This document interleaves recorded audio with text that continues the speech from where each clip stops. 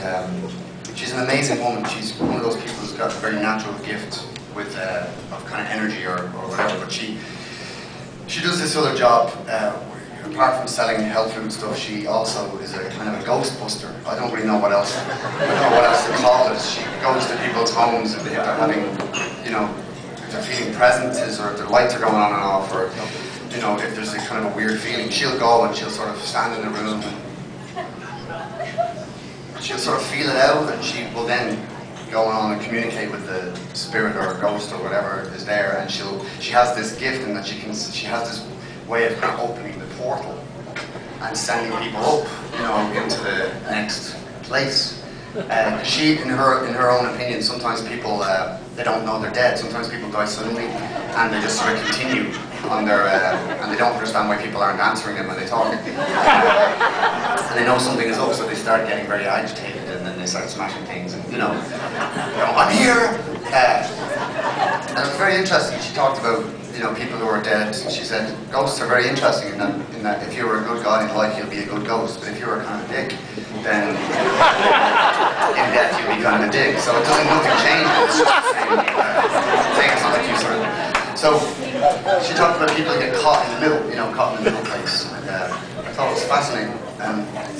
And she told us a story about, you know, chose a few stories, but one in particular that really struck me was.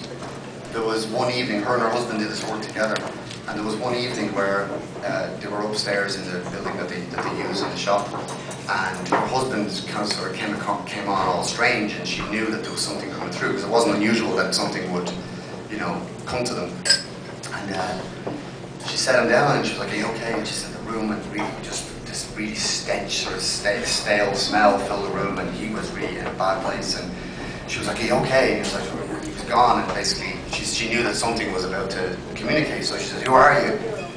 And nothing. "Who are you?" And the voice just said, "We come from the dark." And she got really freaked out. She has this kind of quick fire ninja thing she can do that expels the ghost out of her husband. So she did this. She was like, "Fuck this." She was freaked out. You know, she didn't want him to. She was worried for him, so she got him out of it and snapped him out. And she said, "Jesus, that was really heavy." And he said, he was like, "Man, I've never felt something so heavy in my body before." So, but it sounds like it was very important. So whatever happens, please, if it happens again, I want you to please try communicate with it because it needs our help. And so she said, "Fine." And a few days later, he said to her, he said, "I'm feeling really shit. I think this might be that same thing." So she set him down. Again, he went into that place, the room filled up with this weird feeling, everything got really odd. And she said, it was the only way she could describe it was that everything was wrong. There was just an atmosphere of everything wrong. And she said, "Who are you?" And again, "We come from the dark." And she said, "Where in the dark? What's it like?" She said, "It's just complete blackness from a long time ago." And she said, "Where a long time ago? What town are you in?"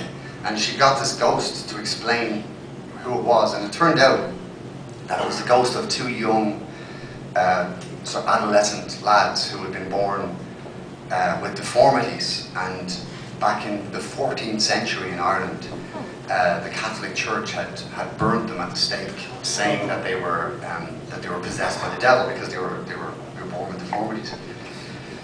And they explained that since then they've walked in the dark. They didn't know where, they didn't see anything. There was nothing on the horizon, nothing anywhere. And she explained to them that the church has kind of changed its position very slightly. They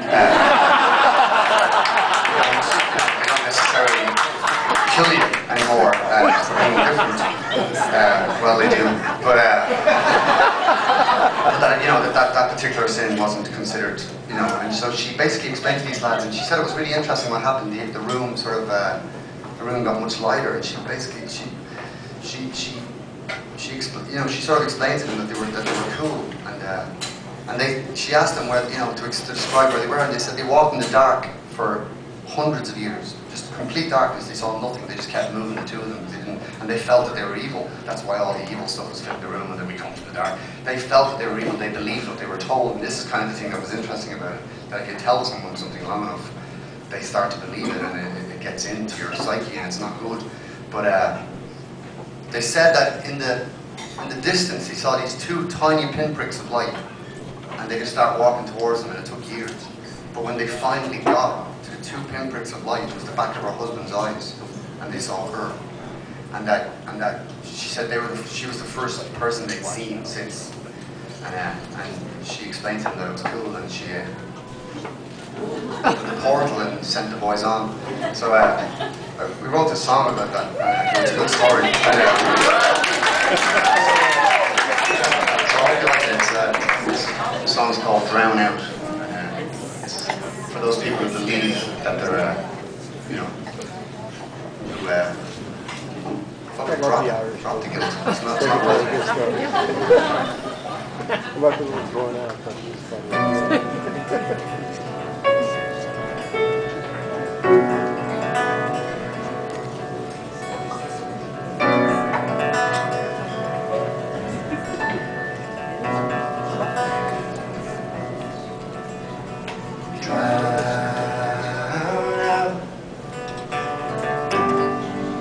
The voice that breaks the silence and talks the joy out of everything.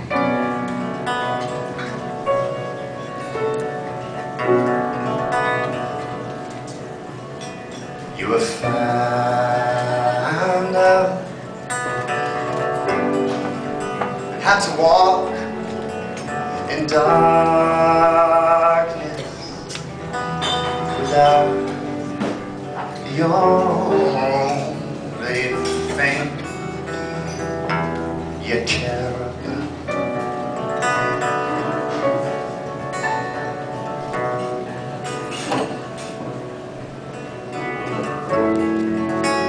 To drive away and head for south, and we found our way and blocked it out.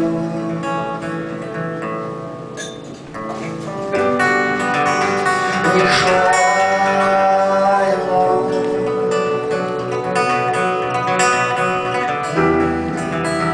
You died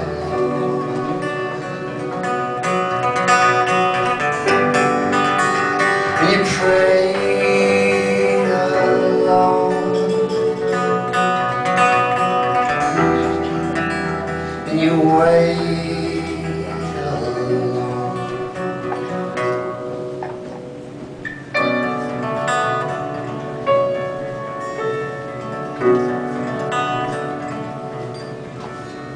You were burned out, had to stop before all hell broke, and finally took its toll.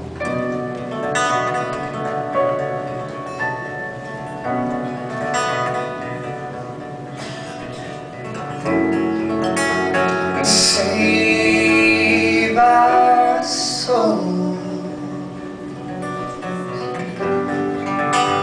We're playing dead, and we're mine for gold in a heart of lead, and turn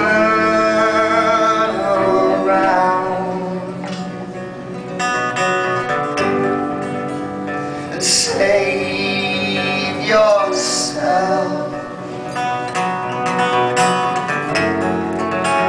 We found our way, and we blocked it out.